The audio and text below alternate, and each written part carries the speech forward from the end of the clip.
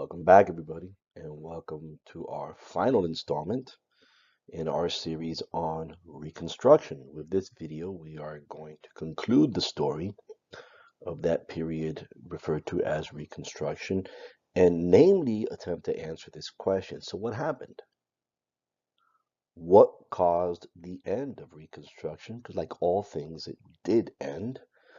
Not only are we going to attempt to answer that question, but in the end of all this, we're going to try to ask ourselves, okay, like all things do come to an end, was it a success or was it a failure? So before we get to that final question, I want to go over the number of causes, reasons perhaps, that may have contributed to the end of this period, this effort. Remember, this was an effort to extend political and social equality to 400 to 4 million individuals, human beings, that just a couple of years earlier regarded as property. This was an epic struggle between the President of the United States and Congress to redefine this country, redefine what it meant to be American, to put once and for all to rest the question of who is deserving, who has rights, and who's deserving of those rights in our society. And here we are. When we see the beginning, the cracks begin to emerge, I would say towards the end of Grant's first term and into its second.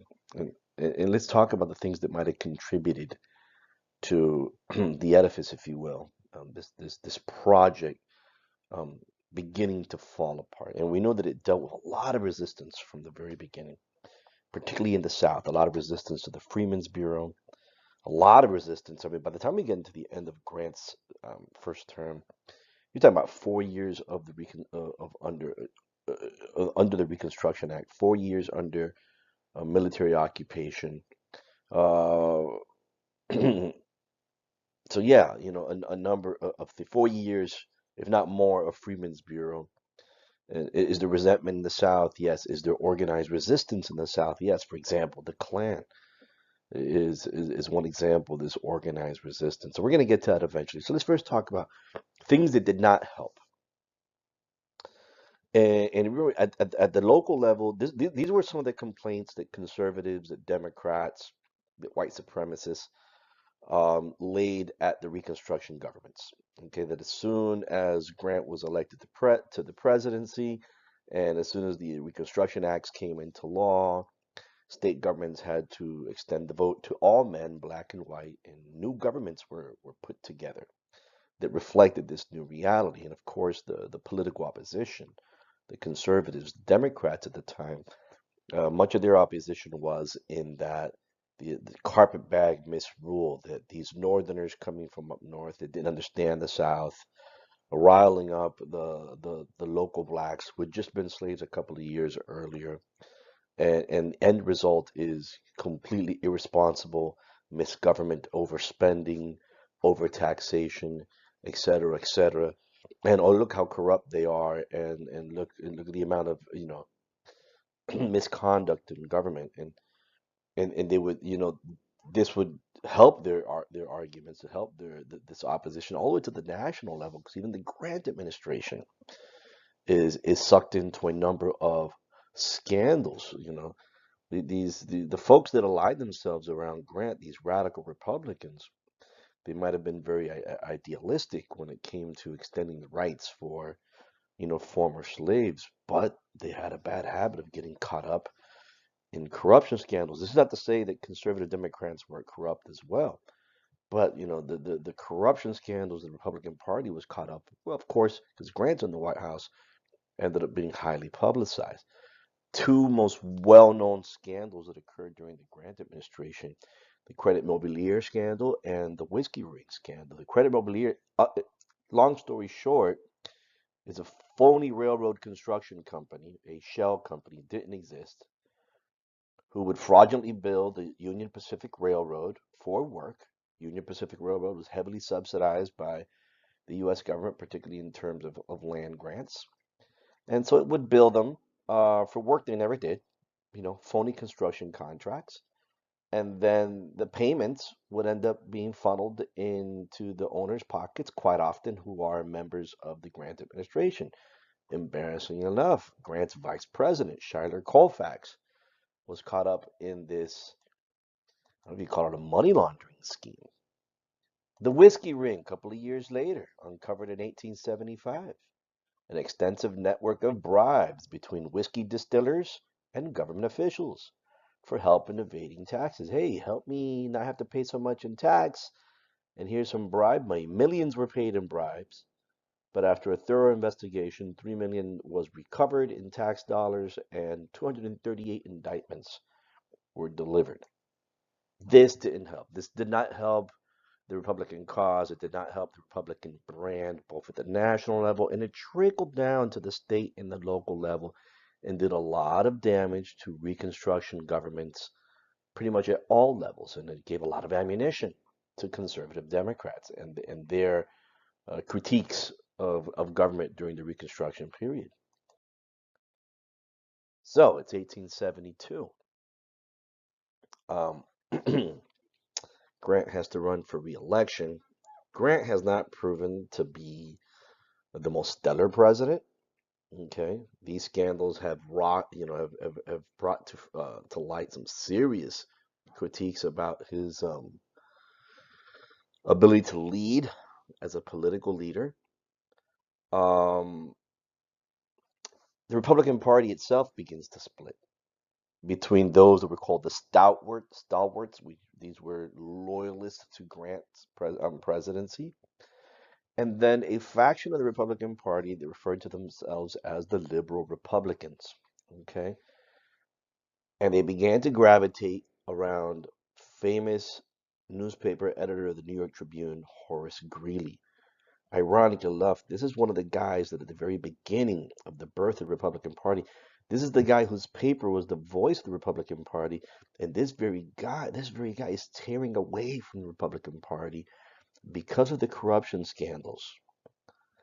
That he feels that he needs to distance the Republican brand from Grantism for what's been going on these first 4 years of Grant's presidency, despite the successes of the radical Republicans and their program having to do with racial justice. What these liberal Republicans want? Honest government. They wanted civil service reform to cut down on the corruption. And they also came to reject some of the more punitive aspects of Reconstruction policy. I mean, things even get weird. Even Charles Sumner begins to drift towards the liberal Republican faction, begins to refer to himself as a liberal Republican. They also tended to appeal to a lot of Democrats who wanted also to cut taxes and public spending, were of the opinion that maybe the Reconstruction governments have gone so far. This is a very strange election. I don't even think it's happened again. Not only, the official Republican Party nominated Grant, but Greeley was able to steal away a sizable faction of the Republican Party. And not only that, Democrats too, to the extent that the Democratic Party nominated Greeley to be their candidate in 72, even though Greeley, you could argue, is one of the founding fathers of the Republican Party. And then it gets weird again.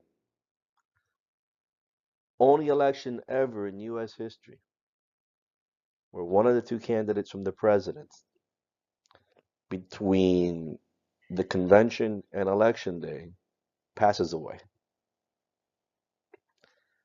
First time Americans have ever had a ballot with two names, and one of those names, that person's no longer here. So something funny happened. Come election day, um, if we just look at popular votes, Grant had 56% of the popular vote to Greeley's 44%, but we cannot discount the fact of two things. Greeley's death, all probably influenced those numbers. A sizable number of would have been Greeley voters didn't vote for Greeley because what was the point of voting for a dead man? Um, Also, there's more southern states that under the Reconstruction Acts have been readmitted into the Union. meaning that black voters are now voting Republican. So Grant was helped by two things. Grant was helped by the death of Greeley and by several hundred thousand more black men voting in the election of 72. And then it gets really strange because in December, when the electors have to submit and certify their electoral votes per state, they ended up doing whatever they wanted. And that's why you had, like six different names um, being put in the pot by the various state electors because they knew this wasn't going to go anywhere. Greeley had passed. Um, and so Grant wins this very strange, re-election in 1872. Something that's unprecedented. It's never happened before. Or again. What else could have contributed to the end of Reconstruction? Over time, be blunt, Northerners who once upon a time were very concerned with the progress of Reconstruction, particularly under, congressional hands, if you will, mm, become less and less interested because things that are occurring that have been developing for some time are just taking up more and more of their attention. This goes back to the Lincoln administration, 1862. When everybody tells you something that, that in America there's no handouts. In America there's no free lunch. That's absolute nonsense. They don't know nothing about history. The Homestead Act of 1862 was one of, if not the biggest government giveaway ever in the history of this country. The U.S. government literally, practically gave away millions of acres free to white settlers that would like to move out west, find 160 acres of their choosing, improve it, and I believe within 10 years, the property was yours. And you didn't pay a cent for it. The people that did pay were the Native Americans who would tragically and violently lose this land to white settlers. See, here's the irony. The same government that fought tooth and nail and buried hundreds of thousands of its sons in order to free the black man from slavery is the same government, same people that will wage a genocidal war against the last bastion, the last attempt of Native American resistance to white expansion and settlement. Okay? And genocidal is not hyperbolic. That's exactly what happened. So you have this Homestead Act of 1862, and then the Southern Homestead Act of 1866, which tried to encourage settlement into Central and South Florida, which, believe it or not, is a very inhospitable part of the earth. And we only live here because of wonderful things like air conditioning and insecticide. Um, and were African Americans part of this giveaway? Not really.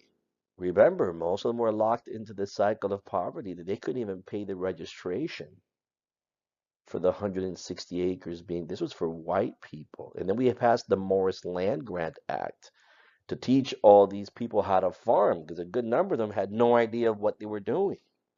And that was free too. Handouts, free, government, given by the government. This was the time in our history we were giving away a lot of things free. The railroad companies were getting millions of acres of free land so they could build railroads. So this was another contributing factor to why people started caring less about what was happening in the South because they started caring more about what was happening in the North. West and westward expansion. And then, of course, people are going to start caring a lot less about a government effort, government program that's going to require a lot of money, Freeman Bureau Schools, et cetera, when pretty much, within the first year of Grant's second term, we were hit by one of the worst financial crises this country had ever known. The Panic of 73, which would bring on the Long Depression. It was caused by a failure of a leading investment bank firm, J. Cook and Company, who had invested too heavily in railroads, causing a railroad bubble, as in we were building more railroad what there was a demand for at the time, causing a credit crunch. Then the banks did not want to lend out any more money because they had overextended themselves. This would lead to a drop of investments, business failures, and mass unemployment, which lasted about 4 years. And we are going to discuss these many recessions and panics that occurred throughout the end of the 19th century and the effect they would have on U.S. history later on in the course.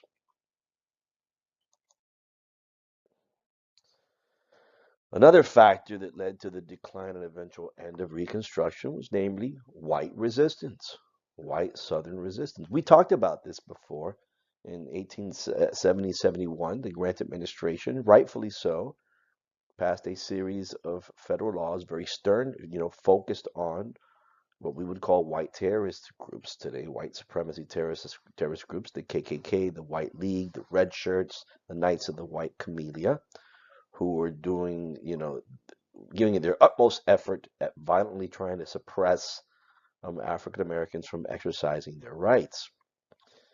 A lot of people don't know this, but the Enforcement Acts were the first first examples of federal legislation that would allow the federal government to criminally prosecute individuals bypassing state governments. That was new. Not only that, it led to the creation of the Department of Justice. The Department of Justice was created for the purpose of carrying out the Enforcement Acts. So it's right there. Once Congress passed the Enforcement Acts, President Grant declared that the insurgents were in rebellion against the authority of the United States, the same justification that President Lincoln used to go to war against the Confederacy. But I want to tell you about the 31st Attorney General of the United States, Amos T. Ackerman, who was put in charge of the brand new Department of Justice by President Grant to enforce the Enforcement Acts, to go after these white vigilante paramilitary terrorist groups in the South that were suppressing the basic constitutional rights of African Americans. He was born in New Hampshire, and at 21, he moved south. An attorney and a landowner, he owned 11 slaves. Isn't that interesting? In 1861, he joined the Confederate Army as a colonel. But in 1865, when the war is over, he becomes a Republican. You should know, we call them scalawags. That was the term. And an outspoken advocate for freemen's civil rights in Georgia. He had a very 180 change of heart, it seems. Ackerman was appointed by President Grant as his U.S. Attorney General, heading the new Department of Justice. He vigorously prosecuted the Klan under the Enforcement Acts. After Grant had suspended habeas corpus in 9 South Carolina counties on October 17, 1871, Ackerman personally led U.S. Marshals and U.S. Army into making hundreds of arrests, while 2,000 Klansmen fled the state. He oversaw prosecution of more than 3,000 cases against KKK members, gaining more than 600 convictions. So I wanted to, add a little extra to what we talked about last time. But yes, white resistance. White resistance to the presence of U.S. Marshals, of soldiers there as an occupation force, of the Freedmen's Bureau. The soldiers couldn't be everywhere at once. So they knew where to exploit these weaknesses in those areas that the army simply could not cover because they couldn't be everywhere at once. And white resistance very much played a role in successfully terrorizing and scaring African Americans through acts of violence from exercising the rights that they had won under the 14th and 15th Amendment. Which brings us to this movement, this effort called redemption, or those that wanted to redeem the South and Democrat home rule. So who were these redeemers that believed that they were redeeming or restoring the South from carpetbagger misrule? They were, for the most part, led by the old landed aristocracy. It's the same people. The Bourbon Democrats that were referred to, Bourbon because of the House of Bourbon in Europe. So there was this allusion to their, I guess, nobility or their aristocratic origin. They were a conservative oligarchy. who had always ruled the South and would continue to rule the South, who demanded, they justified their effort in wanting to redeem the South by calling for, maybe it sounds familiar to you because it's almost the same political discourse as we have today: low taxes, reduced government spending, and cutting public services. They would peddle and encourage and antagonize racial divisions, while ignoring the needs of the poor, both black and white, and small farmers. Aided by white terror and voter suppression, such as poll taxes, literacy exams, property requirements, felony disenfranchisement, which still exists, over time they were able to recapture the majority in every one of the southern states. And as you can see from that map and that number in purple in Tennessee, by the time you get to 1869, it's back in the hands of Democrats. Democrats are once again in the majority at the state level and in most counties. 1870, you have Virginia and North Carolina that joined that pack, if you will. Texas in 73. The last ones being, Louisiana and Florida and South Carolina by 1877. But by 1877, they recaptured everything. And how were they able to do it? By scaring scalawags and blacks from voting. Their numbers go down, the Democrat numbers go up, and eventually they're able to recapture government. And they did act upon what they they claimed that they were championing. By 1890, they had cut public education from $2.24 per capita to 97 cents, cut spending on public health, state prisons, asylums, and homes for the disabled. Um, and yet, despite all their criticisms of the Republicans, proved to be just as corrupt, okay, as what they claimed the Republican Party was. And eventually, these efforts reach Washington.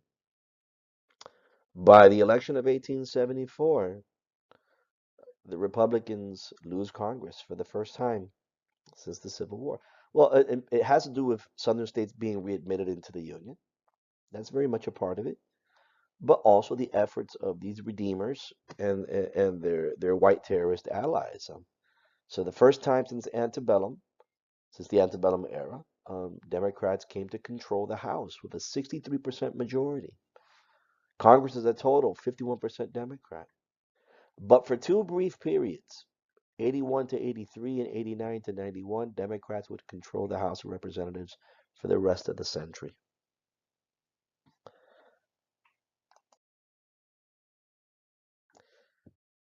Grant's troubled second term comes and goes. There's a lot involved there when it comes to the West and Native American policy, but we're not going to talk about that, but it does come to dominate our politics.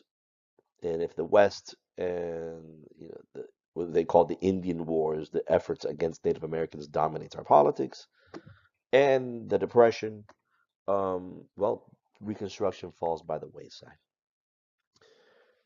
Which brings us to the election of 1876, possibly one of the most controversial elections in U.S. history, up until we get to about 2000, abouts.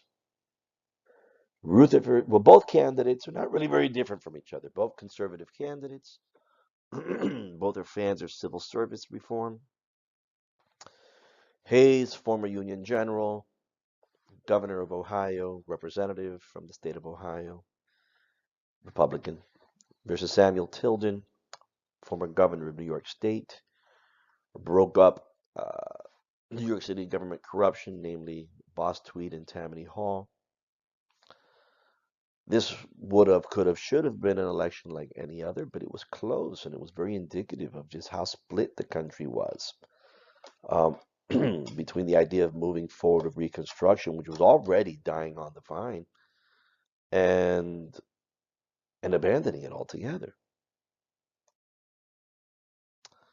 Come election day, um, geographically, it's not surprising. The South, that had been recaptured by the Democrats, for the most part, is going to vote Democrat. In the North, which had always been, pretty, loyal to the Union brand, with the exception of New York and New Jersey, are going to go for Hayes. Never before and never again are we going to have an election, well, like 2000 perhaps, but an electoral votes is so close. These two candidates came within one electoral vote of each other. I think 1800 was the exception when there was an actual tie. Tilden was got almost 300,000 more votes than Hayes did. But the problem was Louisiana, Florida, South Carolina, and Oregon were disputed for a total of 20 electoral votes. Nobody knew what to do. They knew what to do if there was a tie in electoral votes because the Constitution says it goes to the House. But nobody knew what to do if it was not quite a tie and a number of states' results are disputed. Okay? So they improvised. Whether it was constitutional or not doesn't really matter anymore. And really, if you think about it, had Louisiana and Florida and South Carolina's votes been recounted, not you could tell who that was going to go to. Okay, many believe Tilden. This was Tilden's election. Tilden won it. So why didn't Tilden become the next president of the United States? So Congress, in order to navigate this dilemma, creates a special electoral commission because Congress does have the right to set up courts of inquiry. It has that right under the Constitution. 15 members, 5 senators, 5 representatives. That congressional delegation was going to be made up of 5 Democrats and 5 Republicans. And then 5 independently minded Supreme Court justices to debate and deliberate and finally decide on what to do with this election, the disputed results in 5 states, which would give 20 electoral votes to the victor, and ultimately who is going to be the president. So yes, ultimately the election was put in the hands of 15 people. Rutherford B. Hayes would end up winning that decision 8-7 and become the next president of the United States. But he will never be able to escape the nickname his fraudulency, which pretty much what they labeled him with during his presidency. But there was an exchange. There was a Faustian deal that had to be made because the South could have very easily pushed this further and claimed their win. So how to pacify the South? Well, there's a number of things that they agreed to. First of all, and that's an image of, first of all, we're going to get the troops out of the South. Demand number 1, Reconstruction comes to an end with the withdrawal of all federal forces, whatever's left, from the South. Let the South govern itself. Let the South enforce federal law on its own. Let's return to let's bring an end this period of federal supremacy over the states and return to a period of states' rights.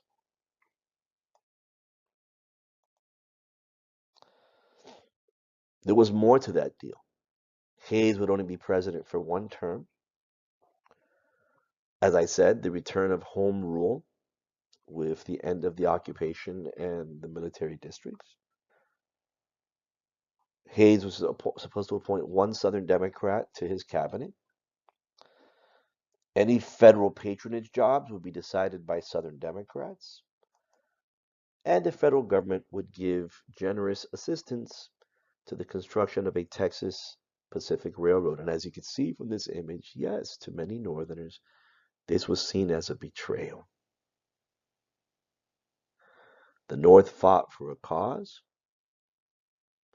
only to see this cause unravel, okay, and be abandoned due to the expediency of putting a man in the White House, not wanting to deal with whatever trouble may have to happen if this was a further drawn out affair, this election.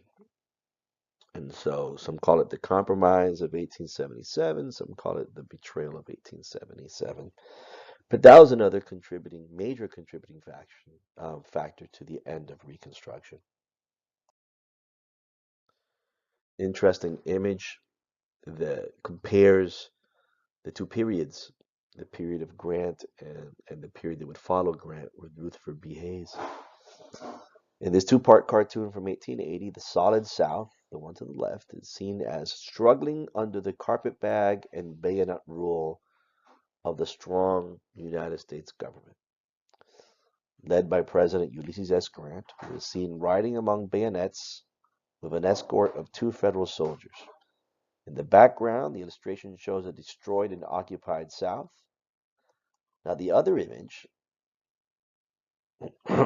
under the presidency of Rutherford B. Hayes, the carpetbag and bayonet rule is being plowed under by the president's let 'em alone policy. Under this weak government, the New South is depicted as factories and fields thriving in the background. A white man, presumably a landowner, is drawn giving orders to an African American, presumably a sharecropper or tenant farmer. The cartoon shows the dichotomy of the two presidents. It's biased towards the southern side.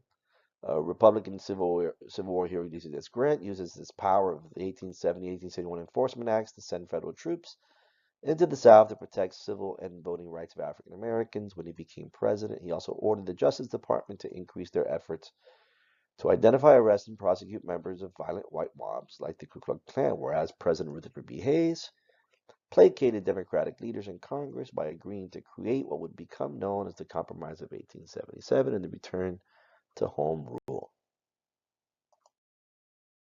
Now, for all of my aspiring attorneys, let's talk about the Supreme Court and what the Supreme Court did to water down, undermine, and eventually diminish the 14th and 15th Amendments. And in doing so, dismantle Reconstruction. The first time the Supreme Court touches a case having to do with the 14th or 15th Amendment is in 1873 in a series of cases called the Slaughterhouse Cases. Okay, and believe it or not, they have nothing to do with African Americans.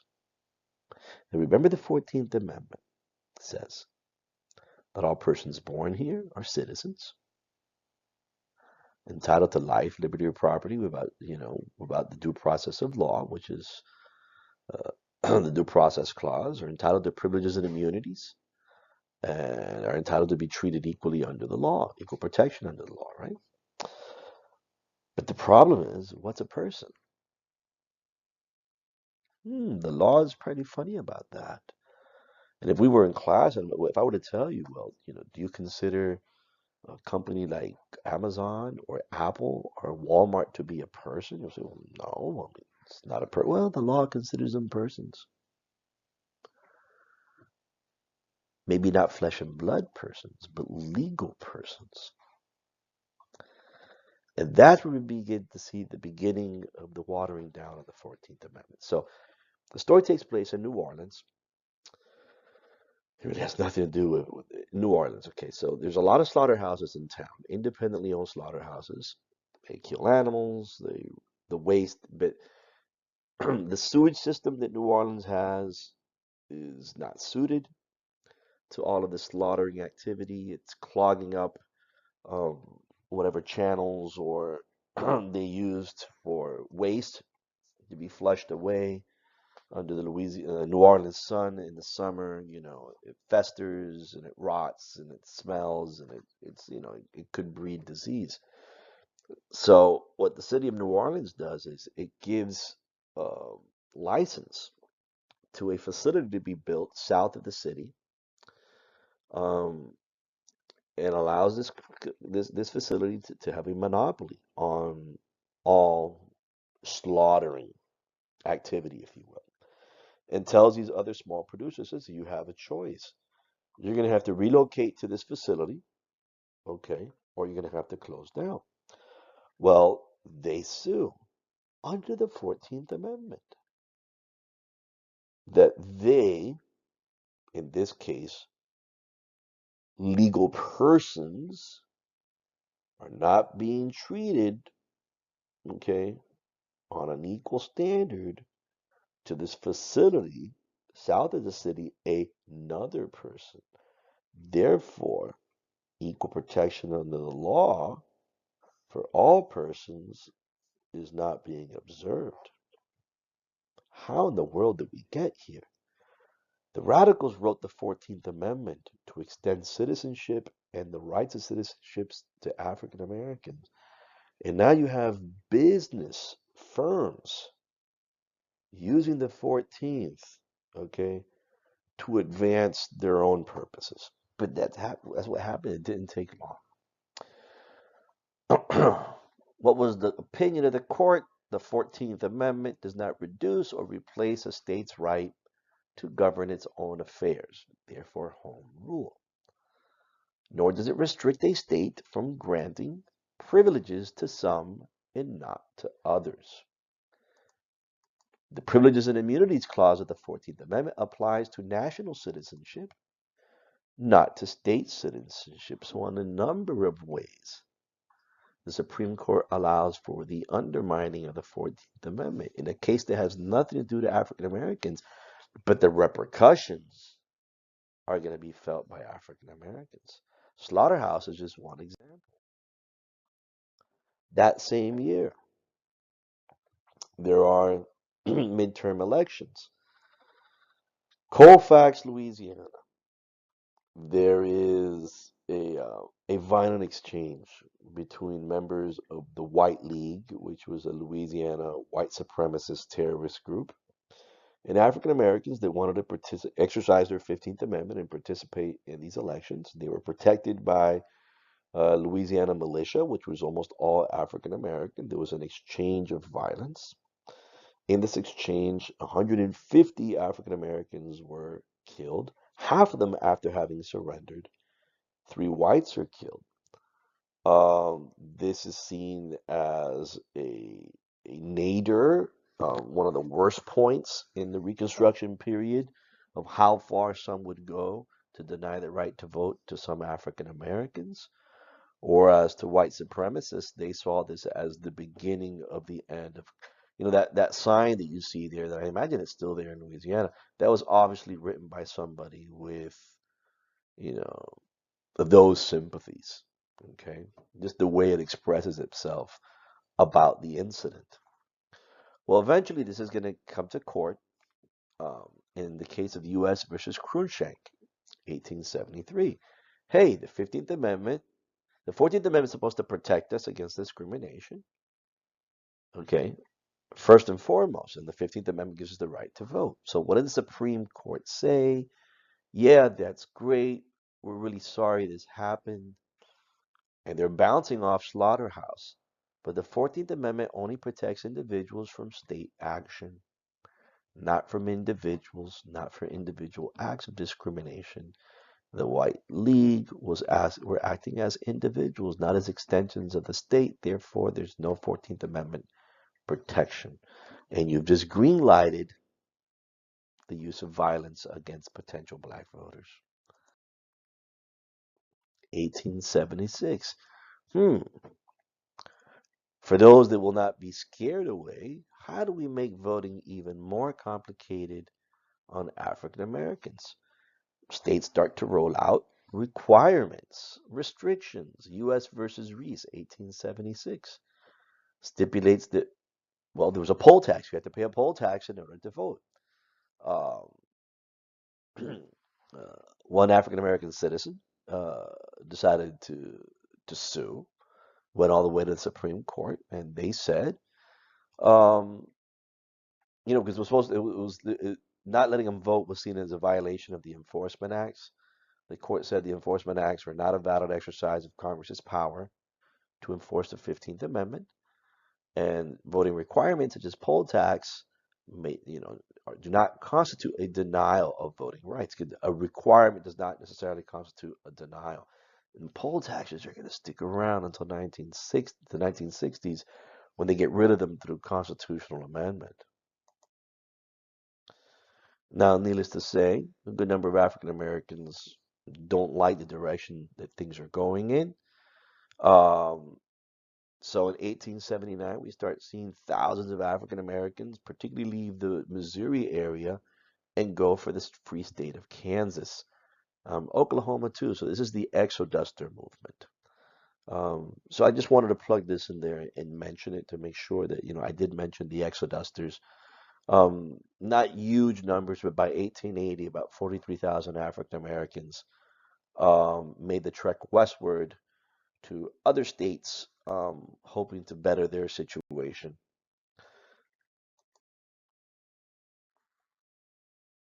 And so let's talk about something else that begins to water down and work towards dismantling the gains of Reconstruction. States with Democrats back in power can't pass the black codes because the 14th Amendment doesn't allow you to. So what if we pass a different set of laws? The spirit's the same, but allows us to circumvent the 14th and the restrictions of the 14th. And this is the birth of Jim Crow laws.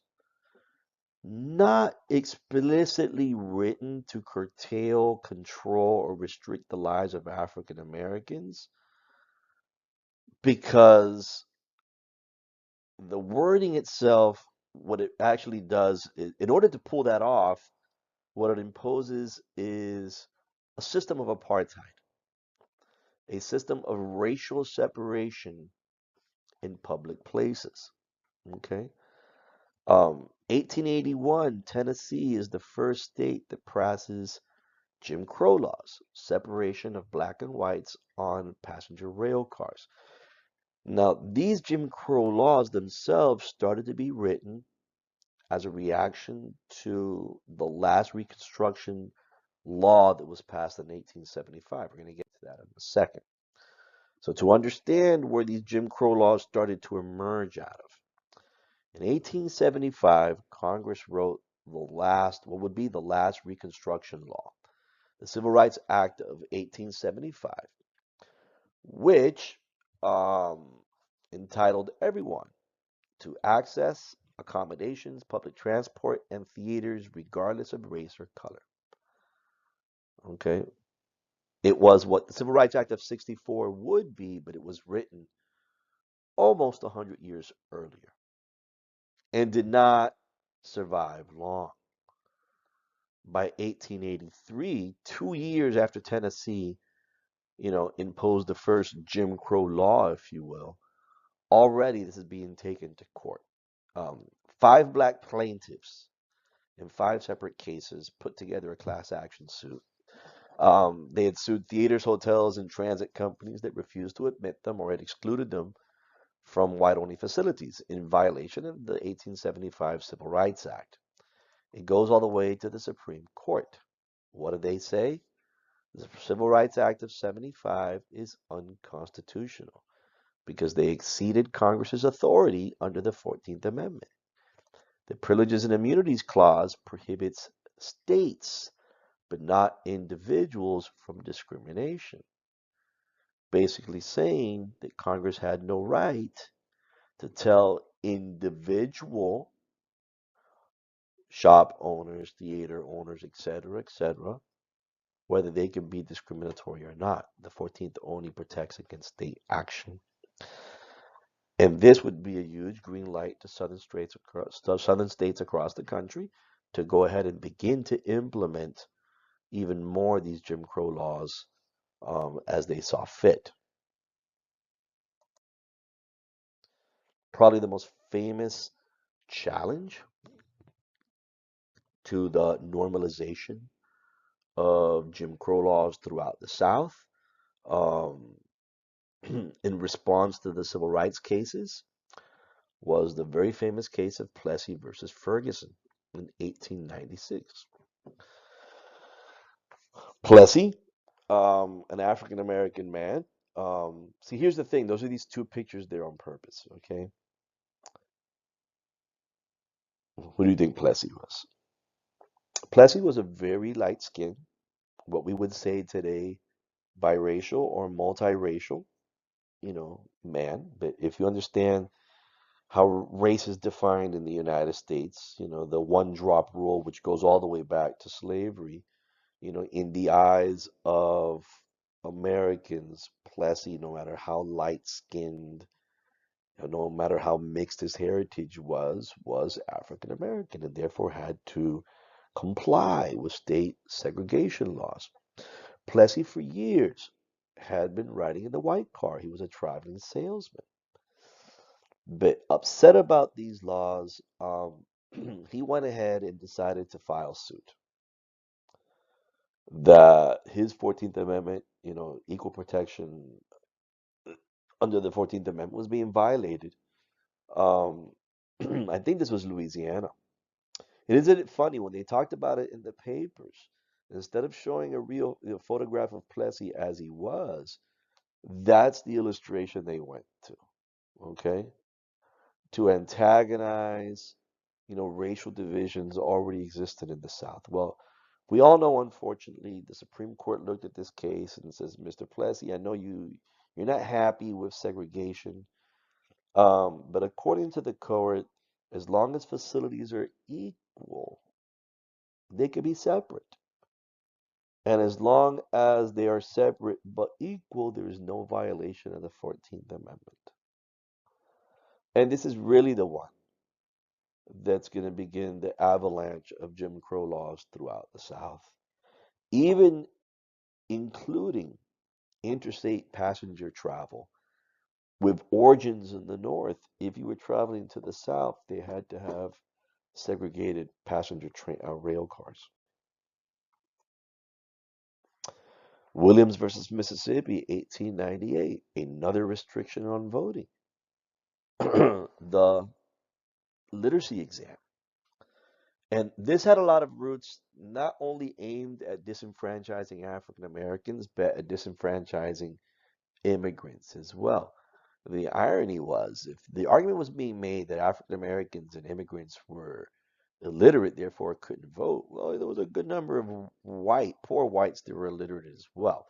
But they were all examples of voter suppression, if you will. So of course somebody takes this to the Supreme Court, says that their 15th Amendment right is being violated. Um, the opinion of the court, literacy tests on their face are not discriminatory on the basis of race. Just because they could be used to discriminate doesn't necessarily mean that they are. Okay.